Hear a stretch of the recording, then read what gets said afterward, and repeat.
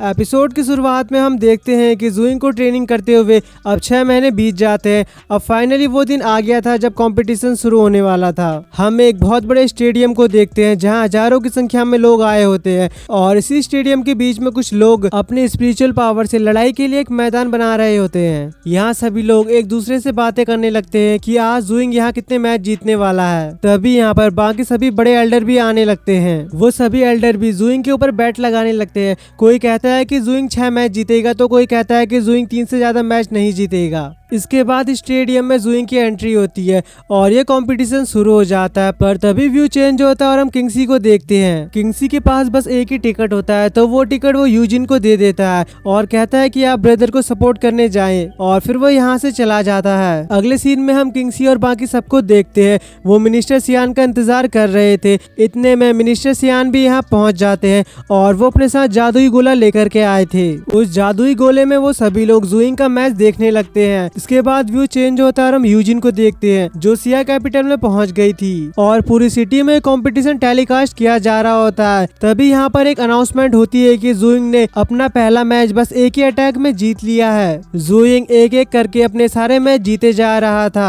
अब यूजिन भी भागते हुए स्टेडियम में पहुंच जाती है पर तभी स्टेडियम में अनाउंसमेंट होती है कि पहला हाफ खत्म हो चुका है और कंपटीशन का दूसरा हाफ जल्दी शुरू होगा। इसके बाद जुइंग भी थोड़ी देर रेस्ट करने के लिए चला जाता है। सुकिन जुइंग की खातिरदारी करने लगती है और थोड़ी देर बाद जुइंग का रेस्ट टाइम खत्म हो जाता है और अब जुइंग अगले मैच के लिए तैयार हो जाता है। मास्टर क्यूबाई यूजिन को यहाँ देख लेते हैं और वो ये देखकर खुश होते हैं कि यूजिन जुइंग का सपोर्ट करने के लिए यहाँ आई है। जुइंग का अगला मैच एक ट्रांसेंडेंट सेंटे लेवल के क्लोन से होने वाला था और तभी यहाँ पर युवान आ जाता है। असल में ये युवान नहीं, युवान का बस एक शैडो क्लोन है और जुइंग को इस मैच में बस युवान के शैडो क्लोन को हराना है। इसके बाद हम युवान को देखते हैं जो दूर से अपने क्लोन को कंट्रोल कर रहा था। युवान जुइंग से कहता है भले ही तुम मेरे दोस्त हो पर मैं तुम पर यहाँ कोई रहम नहीं दिखाने वाला हूँ। तुम्हें अपनी पूरी ताकत से मेरे साथ लड़ना है। जिस पर जुइंग बोलता है कि मैं आपके साथ अपनी पूरी ताकत से लड़ूंगा। इसके बाद जुइंग अपने वाटर ड्रैगन से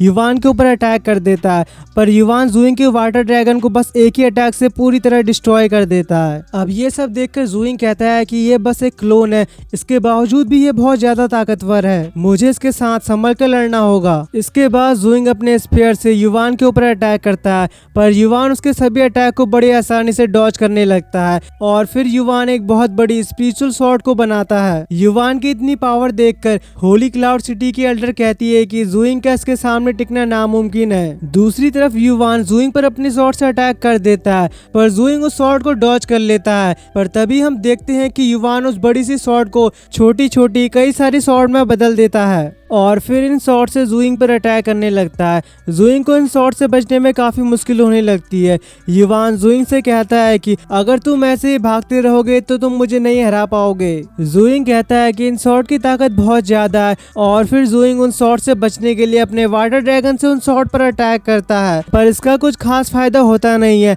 हम देखते हैं कि युवान की स्वॉर्ड अभी भी बिल्कुल सही सलामत होती है। जुइंग युवान से कहता है अगर आप ऐसे ही मुझ पर अटैक करते रहेंगे तो मैं आप पर अटैक नहीं कर पाऊंगा, मुझे आपके साथ क्लोज रेंज पर फाइट करनी है। तो युवान भी अपनी सारी स्वॉर्ड को एक स्वॉर्ड में बदल देता है और जुइंग के साथ क्लोज रेंज में फाइट करने को रेडी हो जाता है और फिर दोनों एक दूसरे पर अटैक करने लगते हैं पर युवान जुइंग पर भारी पड़ता हुआ नजर आ रहा था। इसके बाद युवान अपनी स्वॉर्ड से जुइंग के ऊपर एक अटैक करता है और जुइंग सीधा उड़ता हुआ पत्थर से जाकर टकराता है और इसमें जुइंग थोड़ा इंजर्ड भी हो जाता है। इसके बाद जुइंग खड़ा होता है। इसके बाद वो दोनों एक दूसरे पर फिर से अटैक कर देते हैं और उन दोनों के अटैक टकराने की वजह से यहाँ पर बहुत ज्यादा एनर्जी निकलने लगती है और इतनी एनर्जी निकलने की वजह से लोग उन्हें अच्छी तरह से देख भी नहीं पा रहे थे। अब जैसे ही सब कुछ शांत होता है तो हम जुइंग को देखते हैं जो जमीन पर गिरा होता है। अब युवान कहता है कि इस मैच को खत्म करने का टाइम आ गया है और इसके बाद वो अपनी बहुत सारी स्पिरिचुअल स्वॉर्ड बनाता है और जुइंग को स्पिरिचुअल स्वॉर्ड से घेर लेता है और फिर उन सभी स्वॉर्ड से जुइंग पर अटैक कर देता है और जुइंग भी अपने वाटर ड्रैगन से उन अटैक को रोकने की कोशिश करता है और उन दोनों के अटैक टकराने से यहाँ पर एक बहुत बड़ा एनर्जी का गोला बन जाता है। तभी उस एनर्जी गोले में से ज़ुइंग का स्पेयर बाहर निकलता है और वो सीधा युवान की बॉडी के आर पार हो जाता है। हम देखते हैं कि युवान की क्लोन बॉडी में एक होल हो जाता है। अब युवान को भी गुस्सा आ जाता है और वो ज़ुइंग पर लगातार अटैक करने लगता है और ज़ुइंग को युवान का अटैक रोकने में काफी परेशानी हो रही थी। तभी युवान दो जायंट स्वॉर्ड को समन करने लगता है। वो एक जायंट स्वॉर्ड से ज़ुइंग के नीचे से अटैक करता है और दूसरी जायंट स्वॉर्ड से ज़ुइंग के ऊपर से अटैक कर देता है। पर तभी ज़ुइंग देखता है कि युवान की बॉडी में जो उसने अपने स्पेयर से छेद किया था वो धीरे धीरे बढ़ने लगता है और युवान का क्लोन भी अच्छे से फाइट नहीं कर पा रहा था। तो इसका फायदा उठाकर ज़ुइंग अपने वाटर ड्रैगन से युवान के क्लोन पर अटैक करता है और उसे डिस्ट्रॉय कर देता है। इसके बाद युवान ज़ुइंग के पास आता है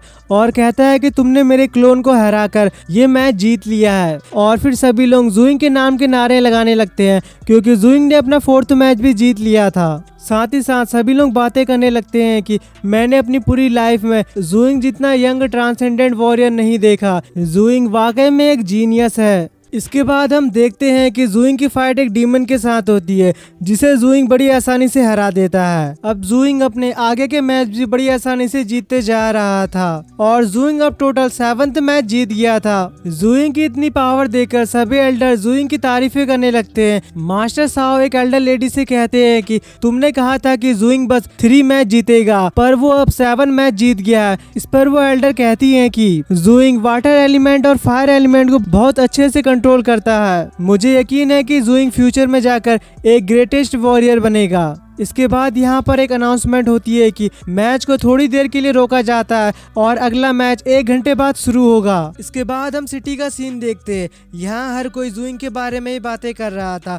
अब यहाँ पर एक बंदा कहता है कि ज़ुइंग का अगला मैच डीमन बीस्टी के साथ होने वाला है। उस डीमन बीस्टी के बारे में कहा जाता है कि उसे 1000 साल पहले कई सारे ट्रांसेंडेंट वॉरियर ने मिलकर उस डीमन बीस्टी को पकड़ने की कोशिश करी थी पर वो भी उस डीमन बीस्टी को नहीं पकड़ पाए। तब मास्टर ही ने वहाँ कर उस डीमन बीस्ट को कैद किया था और उस डीमन बीस्ट को डीमन बीस्ट का किंग भी कहा जाता है। इस पर दूसरा बंदा कहता है कि ज़ुइंग को उस बीस्ट के साथ नहीं लड़ना चाहिए वरना इस मैच में उसकी जान भी जा सकती है। तभी यहाँ पर कुछ बंदे कहने लगते हैं कि जो भी ज़ुइंग के इस मैच के लिए बैट लगाना चाहता है वो यहाँ आ जाए। अब सभी लोग बैट लगाने के लिए यहाँ पर भीड़ इकट्ठा कर लेते हैं। तभी यहाँ पर लिंक्सी भी पहुंच जाती है। वो एक बंदे को उठाकर पीछे फेंकते हुए कहती है कि यहाँ से हट जाओ और मुझे बैट लगाने दो। इस पर वो बंदा कहता है कि तुम्हारे पास तो पैसे भी नहीं है तो तुम बैट कैसे लगाओगी।